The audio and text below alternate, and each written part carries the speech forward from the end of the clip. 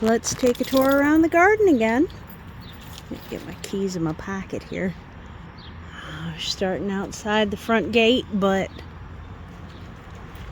not much to see. Everything's just super tall. And there's a lot of bunny rabbits. Aren't there? There's so many bunny rabbits. So, the milkweed's 6 foot tall right now. And then the Joe Pye that I gotta move still. And I've been saying that for a few years. That's probably looking at 7 foot tall right there. I do want to get down the hill and do some pollarding, because everything's getting a bit tall for the view, you know? Like, this tree is good to have because then I don't have as much landslide risk. But I might take some of the lower branches out and let it go ahead and get tall. More like the other ones, you know? But it does have black walnuts on it now over here. Like, there's one there. Anywho, I would have thought that I'd have more sumac berries showing, because at least some of this is a female sumac, but I don't see them. They should be by now. I do see the lilies have opened. Looks like real recent. Like, we got 1.5 open right there, and then this one right here is only 4 foot. They're pretty though, aren't they? The milkweed flowers. I think they're pretty. That milkweed's a full 7 foot. Goodness. So, let's take a look-see round here. I have had to trim back to keep the sidewalk open a few times. These are probably about the right size to do milkweed cheese. Guess who got a free thing out the trash, but then it got rained on, so hopefully it's not ruined. Oh no, there's a wild bird stuck inside. Honey, how'd you get stuck in there? We're gonna have to open the gate. Hold on, babe. What kind of bird is that? Oh, I've never seen a bird like you. Hold on. How'd you get in there even, honey? Poor thing. Let's get this open for you, huh?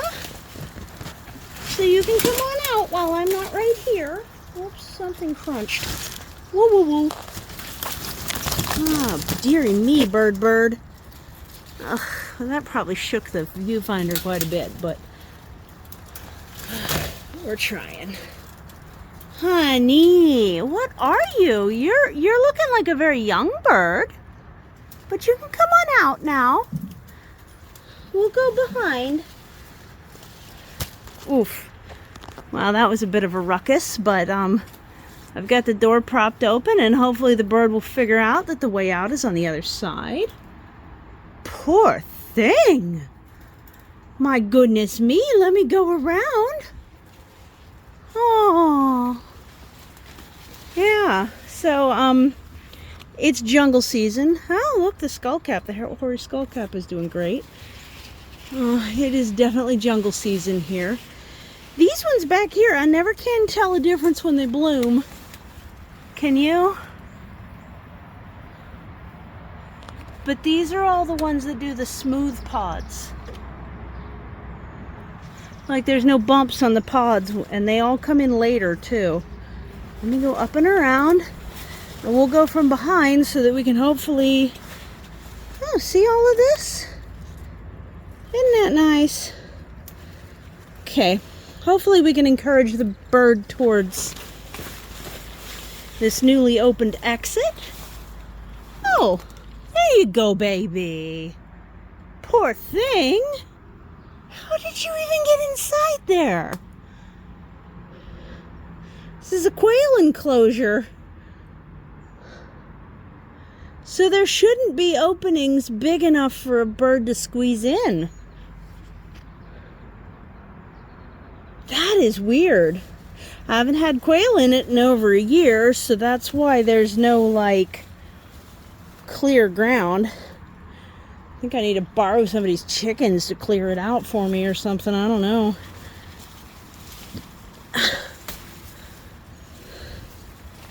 So over here we got the apple. And it is producing apples. There were flowers. Oh, look here. We got the second flush of raspberries coming in. They take a break at the top heat of summer and then they start back again. I did eventually see flowers come off of this silver vine kiwi. Ah, here we go. Look. There we go. It's fruiting. That's excellent. They're still just green, and those ones actually do go like orangey color when they're ripe, so that'll be easier to tell. Catnip fell down. Yeah, so there's quite a bit of, wow, look at the berries here and there. That's doing good for berries. And then, of course, the milkweed's going bonkers. Got a little honeybee from the neighbor right there. Somebody keeps honeybees in the neighborhood, as you can kind of tell. And how's my, okay, sea kale needs a bit more headspace than that. I don't know if it's gonna be okay or not. I hope so. This is the male silver vine kiwi. Those cat toothbrush sticks are this plant, just so you know. And so when I trim the male, that's where it's going. It would seem, ooh, tripping. Ooh, I have to adjust where some of this vine is going, huh? Goodness gracious. My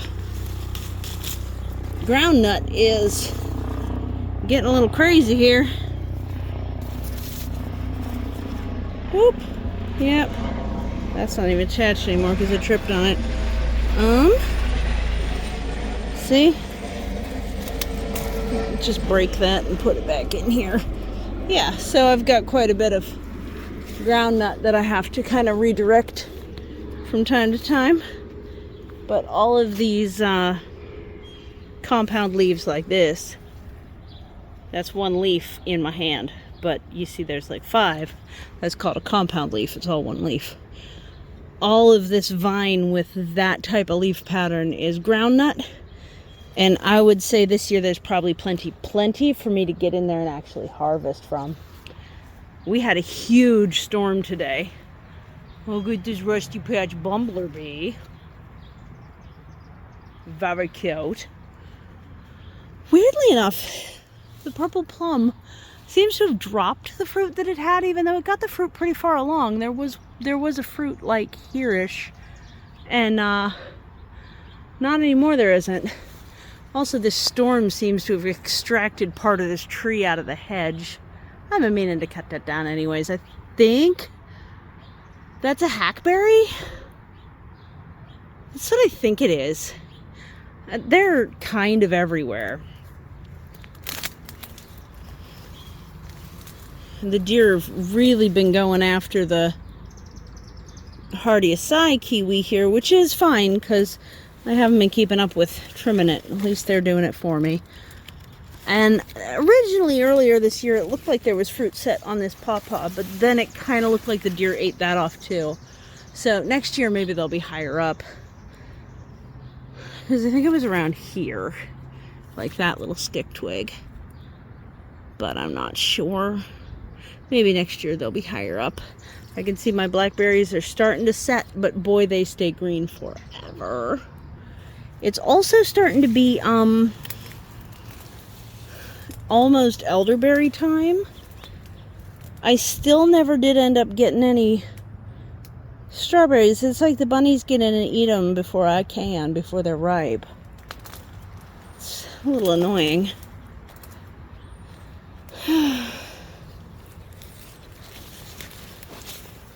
This plum that had fungus has now got what looks like maybe turkey tail growing off it. Would you say that's turkey tail?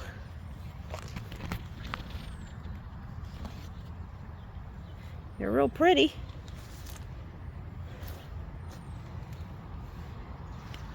I haven't really been keeping up with things. I've got my attention quite divided this year.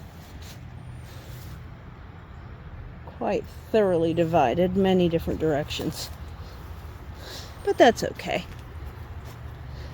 I did bring a few trees down, and I'm hoping that they'll take, because they're in the spring water for a while, and I don't know if they're going to be happy enough. But this is a black birch. It's still got one green leaf, so that's promising. I put a few black birches along here, and I put a couple of mountain maples that I brought back with me. And a couple other places that I don't remember exactly where. Ooh, I gotta get that black walnut out of there.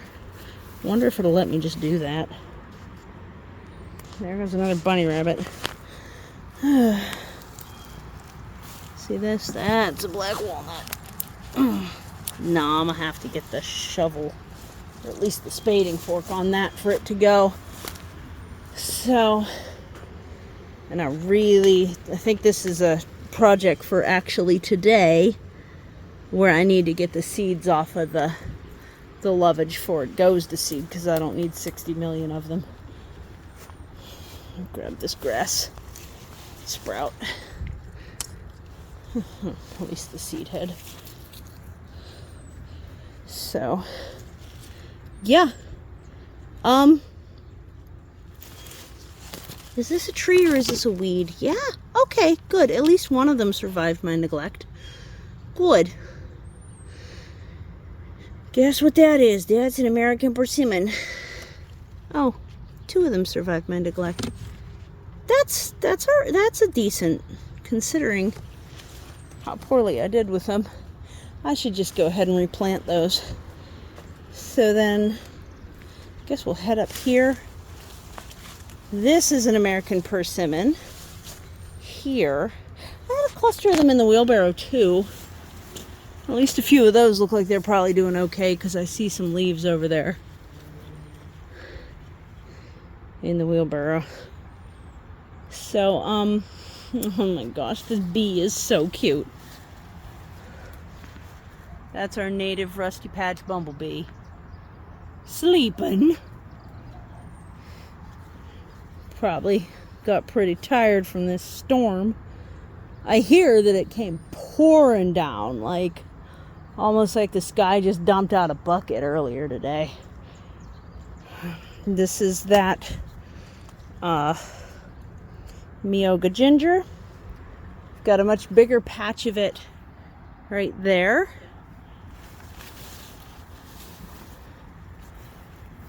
Monarda blooming, look at that. Hello, wild Monarda. And then this is an American persimmon too, but it's specifically a meter persimmon. It is doing very good. It's doing very good. Yeah.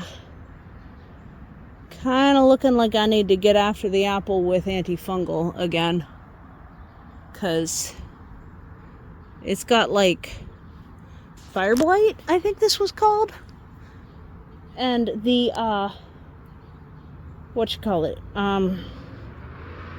copper spray was really keeping it at least under control previously. So I think I need to go after it with that again. Maybe a little more diluted this time, because there is such a thing as going to concentrate with it, and I think the recommended amount is like the very top edge, so I might actually just not do it as strong as it recommends, so I can spray it as vigorously as I wish. Skittles tree is actually going to do Skittles. Look at that. We have a seed producing sweet magnolia, Magnolia virginiana. Freaking awesome.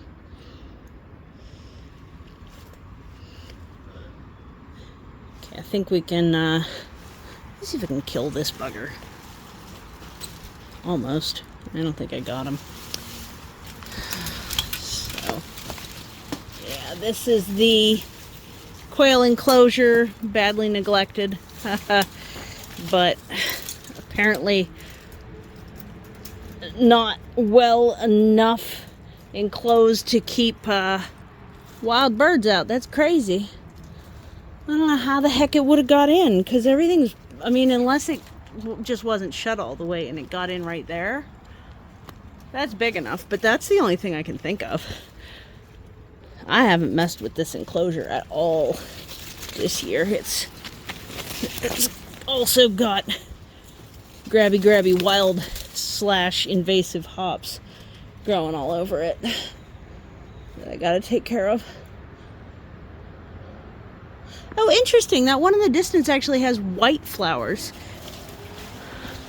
I wonder if it'll have smooth pods. I wonder how many of these have smooth pods versus don't. Do you see that one's got the white compared to the pink? Those are white. Interesting. But I was pretty sure that the smooth pod ones include these ones like towards the front edge of the shed, so I'll have to keep an eye on that in the next few weeks. Another sleepy bee!